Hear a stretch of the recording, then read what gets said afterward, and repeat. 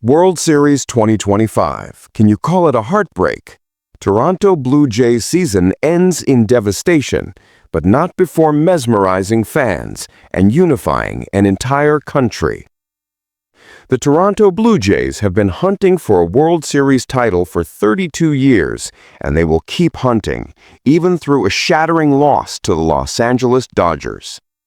Carl Mascarenhas, a longtime Toronto Blue Jays fan, was taking his dog Karma for a walk in Milton when he saw something he hadn't seen before at his local park. 3 kids were at the park, pretending they were in the World Series. The pitcher was pretending to be Kevin Gausman, doing his patented stationary steps at the mound before delivering the pitch.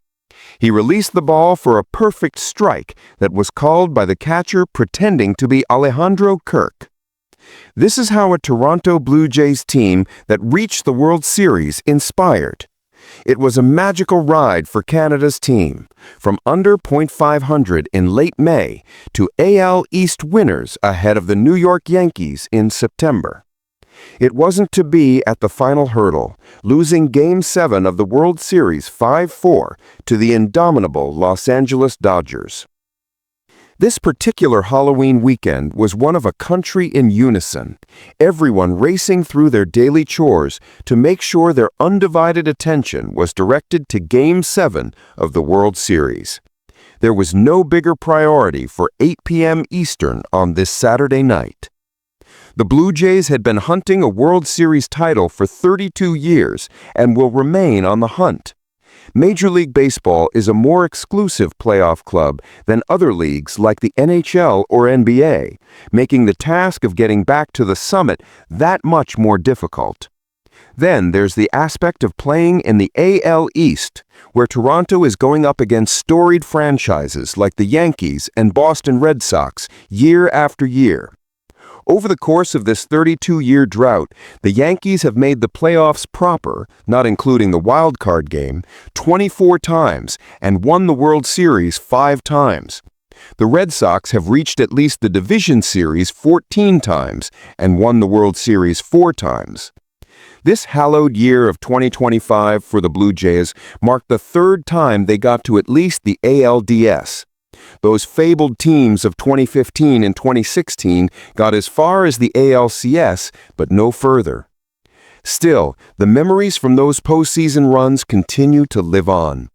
When Jose Bautista crushed that pitch from Sam Dyson into the left field seats in the bottom of the 7th of the deciding Game 5 of the ALDS, it created a moment that teased what's possible when the Blue Jays do something special.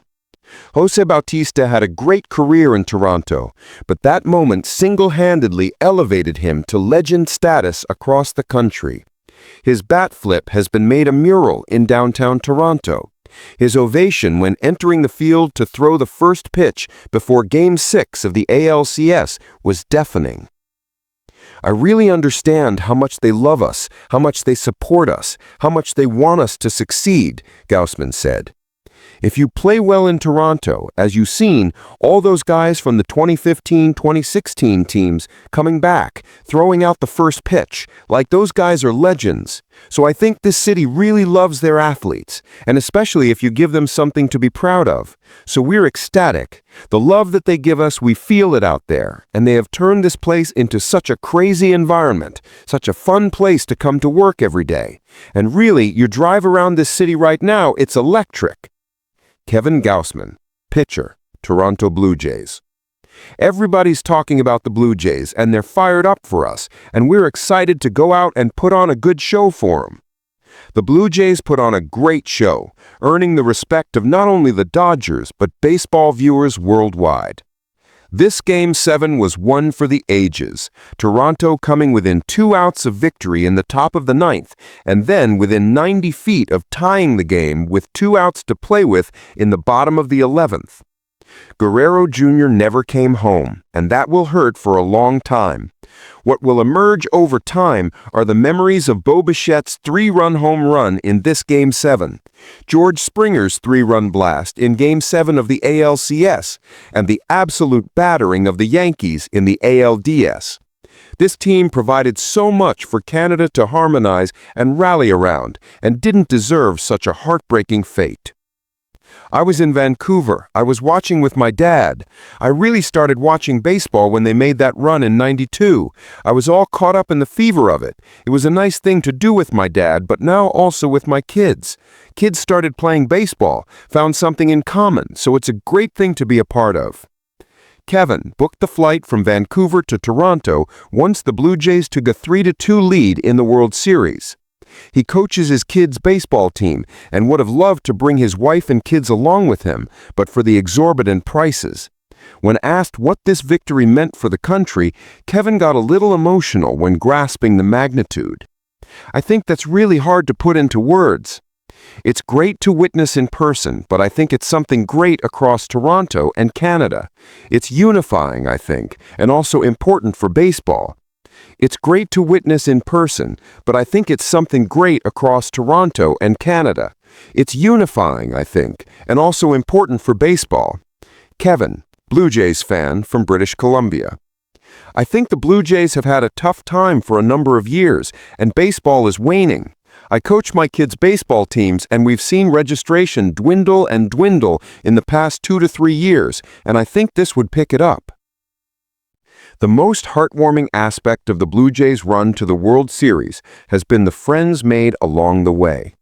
Look toward the dugout, and you can see everyone light up seeing Max Scherzer bark Schneider away and then mimic the interaction. They're helping each other have better at-bats, they're uplifting each other after mistakes, and they're providing plenty of healthy internal competition to push each other to now be champions. This is the most fun I've ever had playing baseball, Ernie Clement said before the game. It's the tightest group I've ever been a part of. I think when we win, it'll be a really special feeling because of all the ups and downs. You get to play with 30 of your best friends, and I don't think that happens every year. Ernie Clement, Toronto Blue Jays. Make no mistake, though, this isn't a group that reached the final stage off pure vibes. Jose Guerrero Jr. was within touching distance of World Series MVP on the back of clutch hitting and tremendous defense at first base. Ernie Clement collected 30 hits to set a new record for the most hits in a single postseason.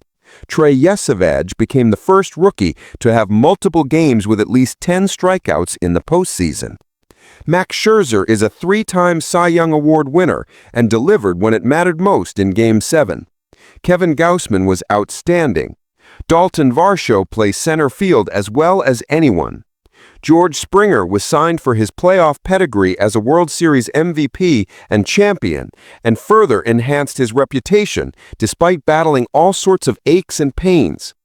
Addison Barger is the kid too young to comprehend how big this stage is to be intimidated by it.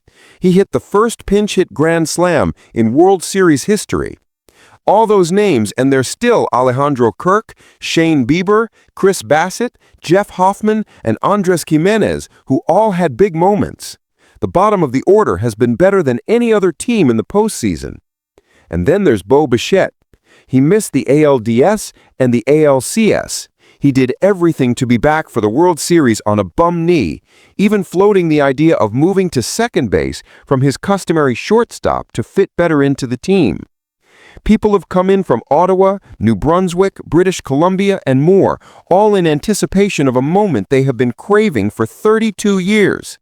Then there are the local Torontonians like Julian Prasad, who bought a general admission ticket for Game 7 and lined up outside the Rogers Center at 8:30 a.m. Eastern, nearly 12 hours before first pitch.